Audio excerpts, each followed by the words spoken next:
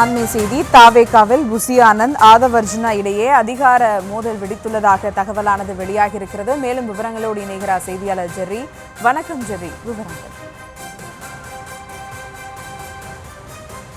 உலகத்துல நாள்தோறும் புது புது சர்ச்சைகள் எழுந்த வண்ணமே இருக்கிறது. அதனுடைய தொடர்ச்சியாகத்தான் பேனரில் இந்த சர்ச்சை தொடங்கி இருக்கிறது. அதாவது ஆதவர்ஜுனாவா புசி ஆனந்தா என்ற கோஷ்டி மோதல் ஏற்பட்டுள்ளதாகவும் கூறப்படுகிறது. பேனரில் ஆதவர்ஜுனா புகைப்படத்தை பயன்படுத்தியதற்காக கட்சியிலிருந்து ஒரு நிர்வாகியும் நீக்கப்பட்டிருக்கிறார்.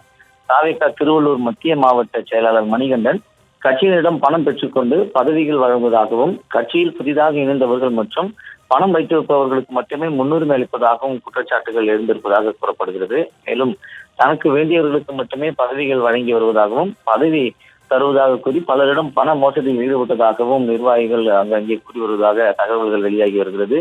இதற்கிடையே பிறந்தநாள் நிகழ்ச்சி ஒன்றில் ஆதவர்ஜுனா புகைப்படத்தை பேனரில் பயன்படுத்தியதற்காக திருவள்ளூர் வட்ட செயலாளர் பிரதீப் என்பவரை கட்சியிலிருந்து நீக்கியதாகவும் கூறப்படுகிறது. இந்த நடவடிக்கையால் அதிருப்தி அடைந்த கட்சி நிர்வாகிகள் திருவள்ளூர் மத்திய மாவட்ட செயலாளர் மணிகண்டனை அந்த பதவியிலிருந்து நீக்க வலியுறுத்தி பனையூரில் உள்ள தமிழக வெற்றி கழக தலைமை அலுவலகத்தில் முற்றுகையில் ஈடுபட்டு போராட்டத்தில் ஈடுபட்டனர். இந்த சம்பவம் தமிழக வெற்றி கழகத்திடையே பரபரப்பை ஏற்படுத்தியிருக்கிறது. அதே போல 2 தினங்களுக்கு முன்பு நடந்த மாவட்ட செயலாளர்கள் மற்றும் மாநில நிர்வாகிகள் ஆலோசனை கூட்டத்தில் புதுச்சேரி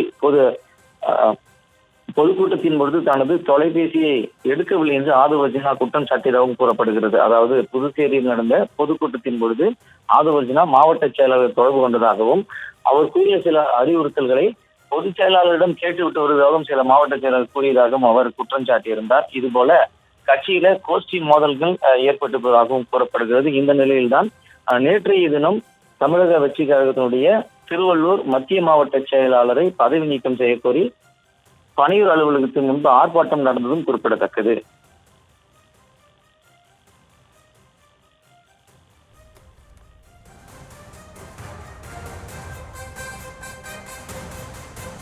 விவரங்களுக்கு நன்றி ஜெர்ரி.